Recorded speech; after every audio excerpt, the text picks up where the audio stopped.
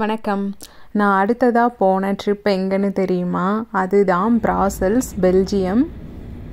இது நான் ஊர் சுற்றுறதுக்காக போன ட்ரிப் கிடையாது. இது ஒரு அஃபிஷியல் பிஸ்னஸ் ட்ரிப். அதனால் இந்த ட்ரிப்காக நான் பர்சனலாக எந்த பிளானும் போடவே இல்லை. இது கம்பெனியிலேருந்து அஃபிஷியலாக போன ட்ரிப்புங்கிறதுனால அவங்களே ஃப்ளைட்லாம் புக் பண்ணிட்டாங்க, ஸ்டே எல்லாமே.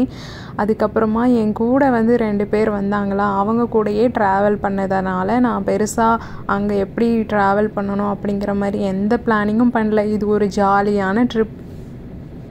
இந்த trip 2 days trip. Monday night தான் நாங்கள் ப்ராசல்ஸ் போய் ரீச் ஆனோம், நைட்டு 11 மணிக்கு. இது மண்டே நைட்டு ஃப்ளைட்டில் ப்ராசலில் போய் இறங்கும்போது வானத்திலேருந்து சிட்டியோட வியூ நல்லா லைட்லாம் போட்டு செம்மையாக ஜொலிச்சிட்டு அழகாக இருந்தது. அந்த நைட்டு ஃப்ளைட்டில் லேண்ட் ஆனது.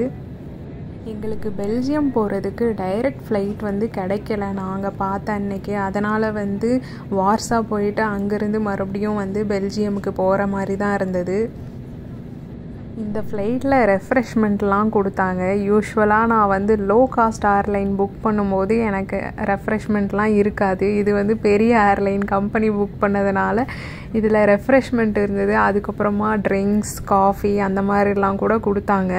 நான் காஃபி வாங்கி ட்ரை பண்ணால் அது வெறும் பச்சை தண்ணிக்குள்ளே காஃபி பவுடரையும் சுகரையும் போட்டு கொடுத்த மாதிரி இருந்தது. சரி, வானத்தில் பறக்கும்போது சூடான ஒரு பானம் குடித்த மாதிரி இருந்ததே அப்படின்னு சொல்லிட்டு மனசை தேத்தியாச்சு. அப்படியே ஒரு ப்ளூபெர்ரி கேக்கும் கொடுத்தாங்க. நாங்கள் கனெக்டிங் ஃப்ளைட் இருந்ததுனால 2 ஃப்ளைட் மாறி போகிற மாதிரி இருந்ததில்ல, 2 ஃப்ளைட்லேயுமே அதே ப்ளூபெர்ரி கேக்கு. மிக்க நன்றி அப்படின்னு சொல்லிட்டு ஒரு ஃப்ளைட்டில் வாங்கின அந்த கேக்கை மட்டும் சாப்பிட்டு இன்னொரு ஃப்ளைட்டில் வாங்கினதை அப்படியே எடுத்துகிட்டு போயிட்டேன். ப்ராசல்ஸ் ஏர்போர்ட்டில் நைட்டு 11 மணிக்கு ரீச் ஆன உடனே என் கூட வந்தவங்க கார் புக் பண்ணிட்டாங்க ரெண்டலுக்கு. அதனால் காரில் தான் நாங்கள் ஹோட்டல் போய் ரீச் ஆனோம். பெருசாக ப்ராசல்ஸில் பப்ளிக் டிரான்ஸ்போர்ட்லாம் கிடையாது போல். அங்கே எல்லாமே கார் தான் வச்சுருக்காங்க. ஹோட்டல் போய் ரீச் ஆகவே நைட்டு 12 மணி ஆயிடுச்சு. அடுத்த நாள் ஆஃபீஸ் போகணுங்கிறதுக்காக போய் தூங்குவோமேனு போய் படுத்தா தூக்கமே வரல. ஒரு 3 மணி நேரம் கூட தூங்க முடியல. செம்மையாக தலைவலிக்க ஆரம்பிச்சிருச்சு. அடுத்த நாள் மறுபடியும் என்னுடைய கொலீக்ஸ் கூடயே ஆஃபீஸும் போயாச்சு. நாங்கள் ரெண்டலுக்கு எடுத்த காரில் போகும்போது அப்படியே சிட்டியையும் பார்த்துட்டே போனோம். பார்க்க ரொம்ப அழகாக இருந்தது. ஆஃபீஸ் போன முதல் நாள் அன்னைக்கு வந்திருந்த எல்லாருக்காகவுமே ஒரு டின்னர் ரெடி பண்ணியிருந்தாங்க. அது ஒரு ரெசார்ட் மாதிரி இருந்தது. அந்த இடத்துல சின்ன சின்ன வீடுகள் மரத்தால் செஞ்சு வச்ச மாதிரி இருந்தது. அங்கே நம்ம உட்காந்து சாப்பிட்றதுக்காக. அதுக்கப்புறமா க்ரில்லாம் ரெடி பண்ணிகிட்டே இருந்தாங்க. எல்லாரும் ஒவ்வொரு குடிசை வீட்டுக்குள்ளே போயிட்டு அங்கே உட்காந்து சாப்பிட்ற மாதிரி பிளானு. நாங்கள் அங்கே போய் கொஞ்ச நேரத்துக்குள்ளேயே ஆலங்கட்டி மழை பொழிய ஆரம்பிச்சிருச்சு. வேறு லெவல் எக்ஸ்பீரியன்ஸ் தான். செம்மையாக குளிர வேற ஆரம்பிச்சிருச்சு. நான் வேற சம்மர் தானே அப்படின்னு சொல்லிட்டு வின்டர் ஜாக்கெட், ஸ்வெட்டர் அப்படின்னு சொல்லிட்டு எதுவுமே எடுத்துகிட்டு போகவே இல்லை. எதிர்பாராத ஒரு நிகழ்வாக இருந்தது. என்னால் குளிர் தாங்கவே முடியல. என் கூட வந்தவர் தான் அந்த ரெசார்ட்டில் இருக்கிறவங்கிட்ட ஒரு போர்வை வாங்கி கொடுத்தாரு. அங்கே இருக்கிற வரைக்கும் அந்த போர்வையை வச்சு சமாளிச்சாச்சு.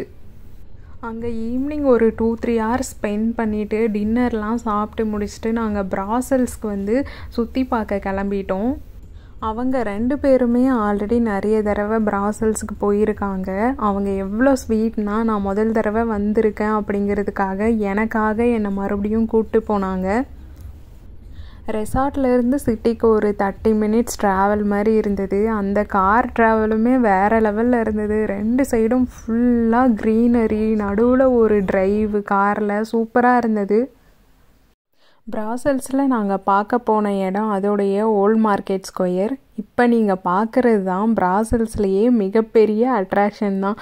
ஒரு குட்டி பையன் உச்சா போகிற மாதிரி ஒரு சின்ன சிலை.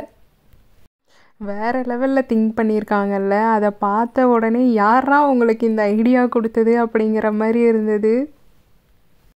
அதை பார்த்து முடிச்சுட்டு அப்படியே அங்கே இருக்கிற தெருவெல்லாம் நடந்துட்டு இருந்தோம். நாங்கள் அங்கே போய் ரீச் ஆகிறதுக்கே ஒரு 9 மணி ஆயிட்டதுனால அந்த சென்டர் ஃபுல்லாகவே லைட்டிங்கால் செம்மையாக ஜொலிச்சிட்டு இருந்தது. பார்க்குறதுக்கு ரொம்ப அழகாக இருந்தது. பொதுவாக ஹோல் மார்க்கெட் ஸ்கொயரை நம்ம டே டைமில் பார்க்குறத விட நைட் டைமில் பார்த்தா ரொம்ப அழகாக இருக்கும், எல்லாமே லைட்டிங்கில் ஜொலிச்சிட்டு. நான் அங்கே போய் கொஞ்ச நேரத்துலேயே குளிர ஆரம்பிச்சிருச்சு. என்னால் குளிர் தாங்கவே முடியலை. அப்படியே நடுங்கிட்டே நடந்துட்டு இருந்தேன். என் கூட வந்தவங்க வேற நல்லா ஹைட்டாக இருப்பாங்களா, அவ்வளோ வேகமாக நடக்கிறாங்க. நான் அவங்க பின்னாடி ஓடிட்டு இருந்தேன். இதுதான் நான் சொன்ன மார்க்கெட் ஸ்கொயர். பார்க்குறதுக்கு எவ்வளோ அழகாக இருக்குல்ல. இந்த மார்க்கெட் ஸ்கொயரை நல்லா வேடிக்கை பார்த்துட்டு ஒரு 2-3 ஃபோட்டோஸ் எடுத்துட்டு அதுக்கப்புறமா இந்த ஊருக்கு வந்ததுக்காக ஏதாவது ஞாபகார்த்தமாக வாங்கலான்னு சொல்லிட்டு அங்கே இருக்கிற கடையில் போய் புகுந்தாச்சு.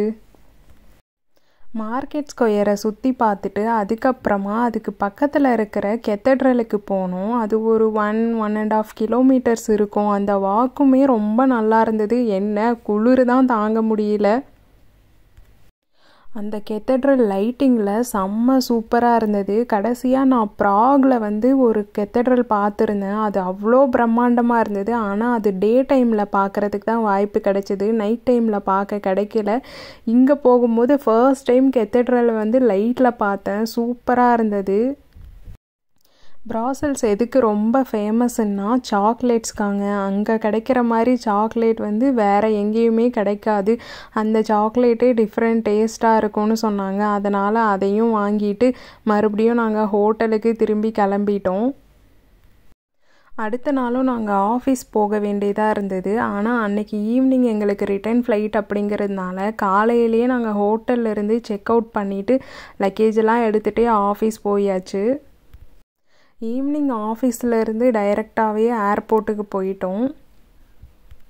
நான் அங்கே போய் 2 நாள் நைட்டுமே ஒழுங்காகவே தூங்கலை, தூக்கமே வரலை, கண்ணெல்லாம் எரிய ஆரம்பிச்சிருச்சு. அதனால் அந்த ஏர்போர்ட்டுக்கு போகிற அந்த டிரைவ் டைமில் நான் நல்லா தூங்கிட்டேன்.